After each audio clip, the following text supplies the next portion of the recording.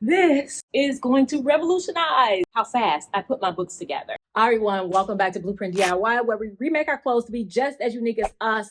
And you guys know that I wrote a book and I have been doing a series of videos teaching you guys how to print and bind your own book. This is the third video in that series because as demand increases, I have been able to get better tools. So today, I am happy to show you guys my new binding machine. As you know, in the past, I had 3 separate binding machines. They were only $50 a piece. So as a beginner, that was a great way to increase my output with very little, putting very little money in. And so today I'm going to compare the time it takes for me to bind 3 of those books with the 3 thermal binding machines versus this one binding machine. And I'm going to show you all about the thermal binding machine. So let's do it. So I received this product in a very large crate via FedEx, and it's really heavy, but I'm so glad I had help getting it out of the car. I really wouldn't have been able to do it without that and this dolly to roll it around. But I did have to go home and get some real tools to get into it, and then there was trying to get it on the table by myself. But I managed. This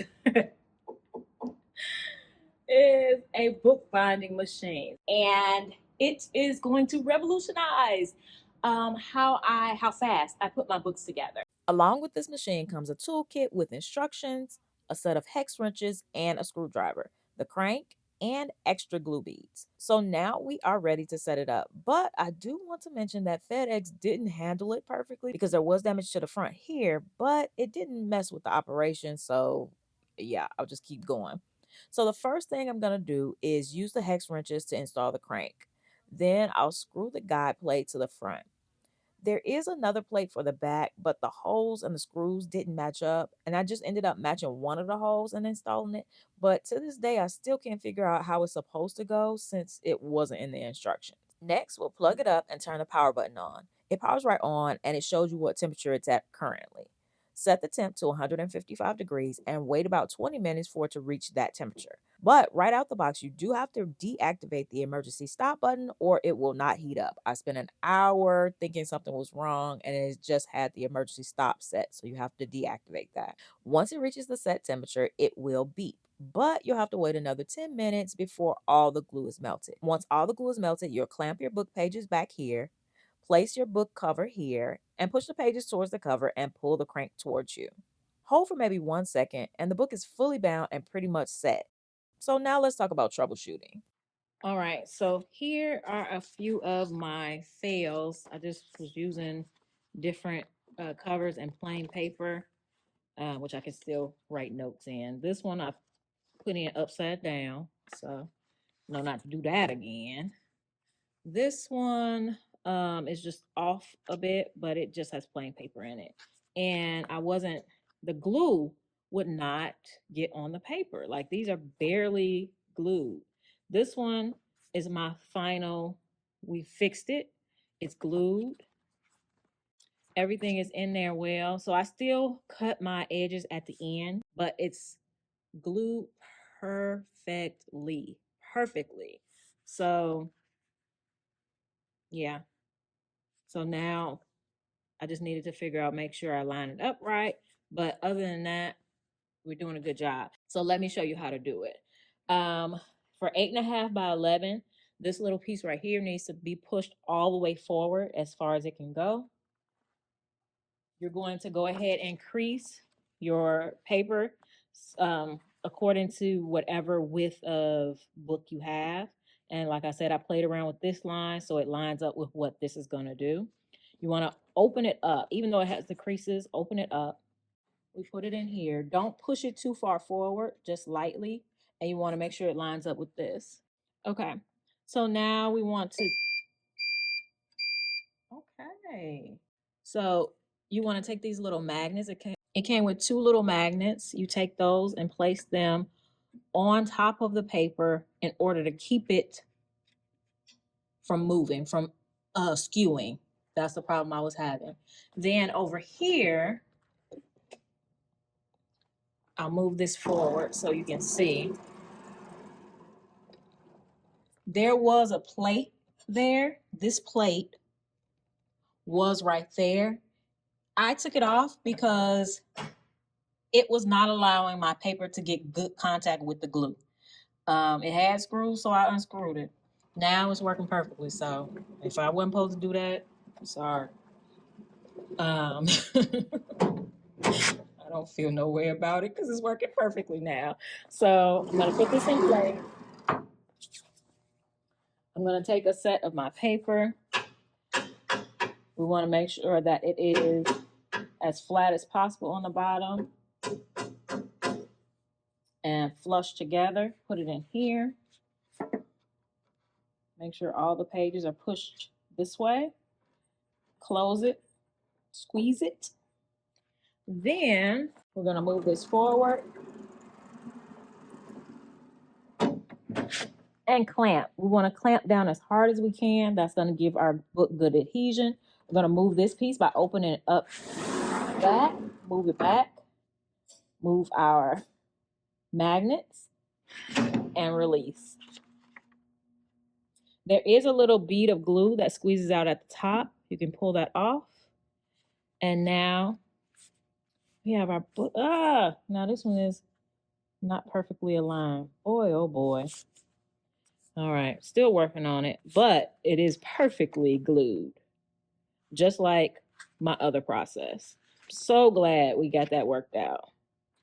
Now let me work on my alignment.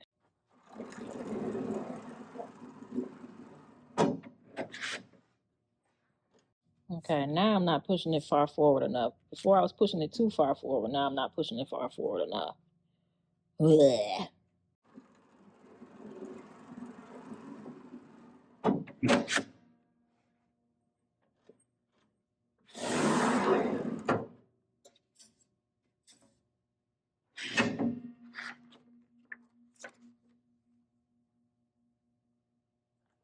Perfect. Almost perfect. Okay, I figured out for me, since I creased mine, the best way for me to do it to get a perfect book is to put it in level with this. And it's off on these, but go ahead and put the magnet, push it in towards that one. I guess it straightens out this part. Then put the other magnet.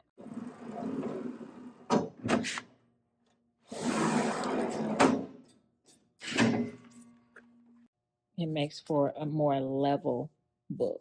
Okay, so you may be wondering what my complete process looks like now versus how it compares to before. I still print out and perforate all my sewing practice pages for the back of the book. Then I print out my main pages and cut them in half.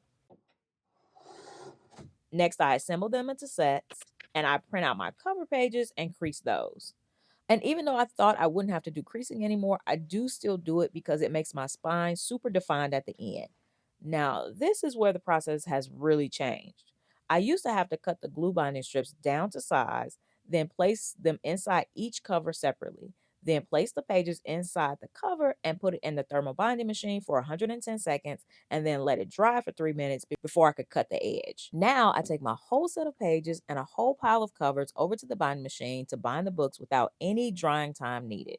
Although before I was able to glue 3 books at a time and I could cut the books while I was waiting for other books to glue, so doing multiple things at once did help the process along. And I was able to do it sitting down. But that process was really hard on my back. There was a lot of reaching over, and yeah, it was really hard on my back. Now I do have to do it standing up, but my back does not hurt at the end, so that's a plus. And cutting and placing all those glue strips was not fun at all. All right, so here's a few things that I've learned after using this machine for a week. First things first, I wear a mask now. The smell of it is way different than the smell of the other one. The other process really didn't have a smell. So with this one, it definitely has a glue smell, and I don't want to be high off of glue fumes.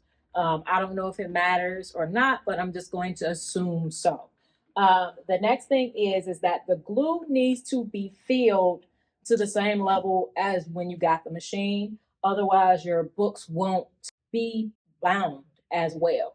The glue will be just shallow. You can adjust the level of the glue here. I have it on pretty thick because I just really like my books to be bound. Another thing is that when I am putting the cover in, I push it in, I line it up with this thing.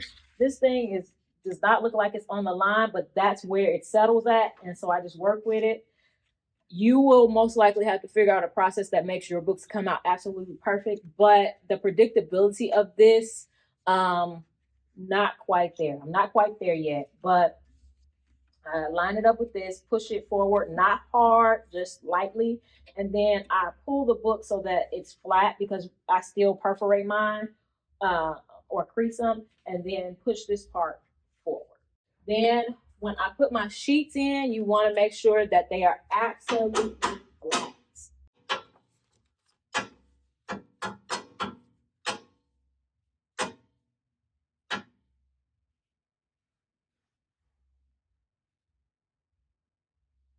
Before you put them in,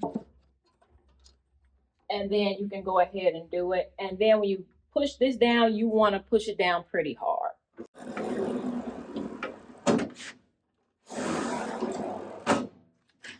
And release it as quickly as possible so it doesn't get glued to the end. And there you have it. It's perfectly lined up, top and bottom.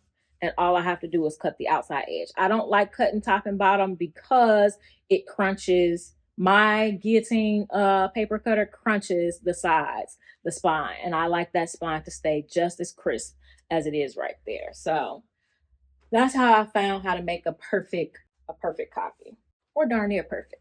So as you can see, this definitely saves me time, and over time, hopefully it will definitely save me money as well. I'll put the link for the little granules of glue.